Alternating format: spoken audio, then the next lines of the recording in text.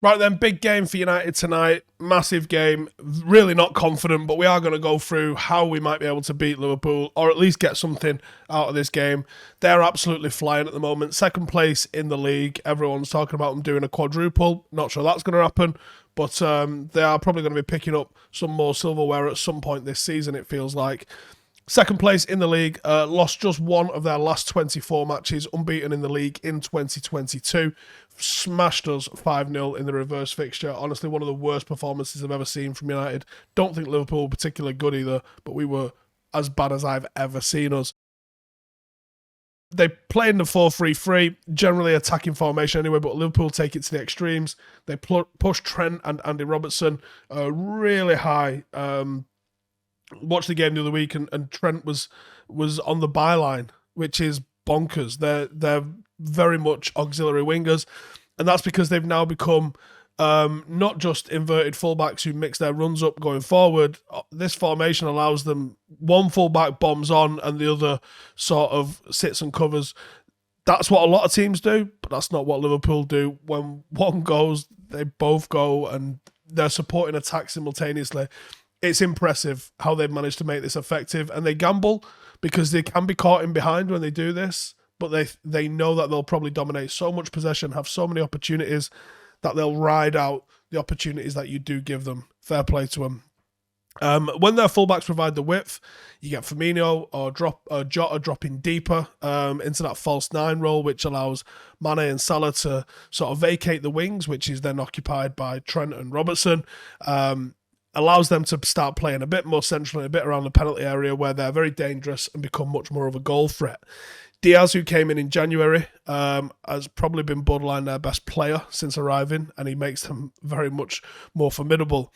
In short, you're going to see 5 players attacking you at the same time, with both sides of their fullbacks moving up front to join into that attacking trio. However, at certain times, the midfielders will also join the attack. Look out for the third man runs from those into the spaces left vacant by either Jota or Firmino, who goes up front. And then you can have 7 players attacking and around and into the box, which is extremely difficult to defend against just on the back of sheer numbers. Liverpool play an extremely high line defensively. They rely on Van Dijk to provide the cover for his centre-back partner. Because he's got the pace, it allows them to do that. It's extremely risky, but they back themselves, and even though teams have managed to hurt them on the counter time and time again this season, because they operate a very, very effective counter-pressing philosophy, when they press high and in numbers after immediately losing the ball, they limit the chances that they get exposed to. If you bypass that initial press with a little bit of quality, move the ball around quickly, switch flanks, and then get the ball in behind, you can definitely expose them, particularly in behind the fullbacks. Predicted 11, Alisson, Trent, Matip, Van Dijk, Robertson, Fabinho, Keita, Henderson, Salah, Mane, Diaz. It's a good side. Starman, Mo Salah. His form's dipped a little bit of late, possibly coming back from AFCON. But still Liverpool's most dangerous player. 28 goals and 11 assists in all competitions, 39 goal involvements. Top scorer in the Prem. Really low centre of gravity for someone that's quite large as a person. Very difficult to dispossess. Very strong core about the way he is. And he's top 5 players in the league for dribbling. He's very intelligent with his movement, lightning quick, constant threat going forward and in behind, because he really cheats upfield when Liverpool are defending. You've got to watch out for him. He's allowed to not work as hard as everybody else out of possession, because as soon as he gets in possession, he causes absolute havoc. No one in the league's had more shots than him. He is direct, he is not gun shy, and he is going to take shots. So how do we beat them? Hey folks, this episode of The Preview is brought to you by our partners at Surfshark. Surfshark is a VPN or a virtual private network that keeps your online identity safe by encrypting all the information between your device and the internet. This keeps your personal data protected from big companies and cyber criminals. Also, it can swap out the real location of your device with a new one, so it changes your IP address, and that way you can virtually travel to any country around the globe. With Surfshark, you can encrypt your online data to help secure your personal information when you use free public Wi-Fi, which is a goldmine for hackers. You can mask your IP address, which is essential to becoming private online. VPN makes sure that your city, or country, or download history are not linked to your identity. And Surfshark doesn't monitor, track, or store what you do online, which means there's no connection or activity logs. You can change your virtual location to access more shows on Netflix. You can change your location to be able to watch legal live streams of football matches if you just so happen to be traveling somewhere for work, for example, and it's not available in the country that you're in.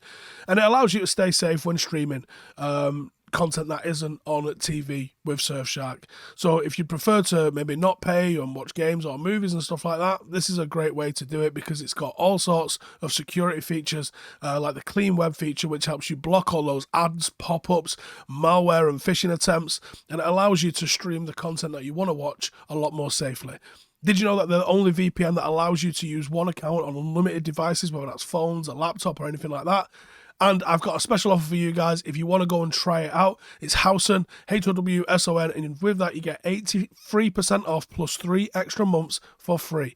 And they give a 30-day money-back guarantee, so there's literally no risk whatsoever to try it out. So that's the code Howson. You get 83% off and 3 extra months for free. Go check it out. This is the important thing, innit? How do we beat them? Well, the 11 that I'm going to go with, Big Dave in net. We bring Wan-Bissaka in because he's going to have a lot of work to do. He just is. So bring him in and see if he can cope. Lindelof, Maguire and Telles, it's going to be them. Whether or not there's pluses and negatives to it, it will be them. Looks like Fred and McTominay aren't going to make it. So it's probably going to be Matic and Pogba. Maybe not, but maybe. Unless Ralph goes, you know what, we can't win here. And he mixes it up completely and he focuses on getting 3 points against Arsenal. That might be a better strategy, but I'm not sure he's going to do that.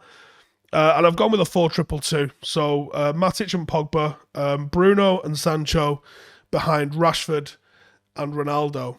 And I know Rashford is a bit of a waste of skin at the moment, a bit of a waste of a shirt, but his pace is still an asset. And I think he'll come back into form at some point.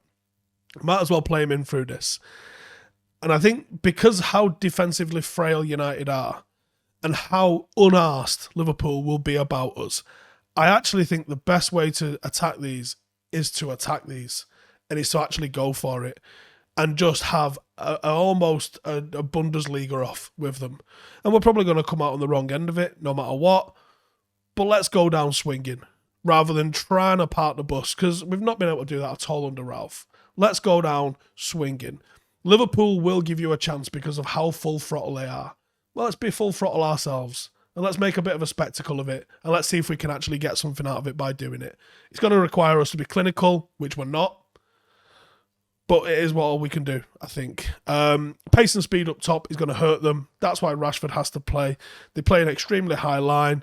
The threat of pacing behind can result in Trent and Robertson being a little bit less adventurous sometimes, but I think against United at home, they're going to think that they're going to smash us. So I think you'll get the opportunities there. Running behind, just keep doing the doggies. Just run. As soon as possession is won, put it in areas and chase after it. And let's see if you can do it. Do it early, do it often. We can exploit their adventurousness. It's whether or not you can then be accurate with your shooting at the other end of that. Liverpool start every game at 100 mile an hour, and they score a lot of their goals early. So just be ready for that. Come out the gates ready for that. Once you get past that initial surge, there is a little bit of a breather. If you can strike in that, you can keep it 0-0 through the surge. You could go and get a goal. And then, do you know what? You're not going to get a clean sheet against them. This United team's not getting a clean sheet against them. But you might be able to start pulling a point out. And I'd honestly take a point all day long at Anfield tonight. Really would do. Hit them when they're sleeping, because later in the game, they're going to come for you. And then maybe United are able to soak it up a little bit and then just keep hitting them on the break. It can be done. I don't have the confidence we'll do it, but it can be done. Let me know in the comments. Is this a smashing or have we got any hope here whatsoever? In a bit.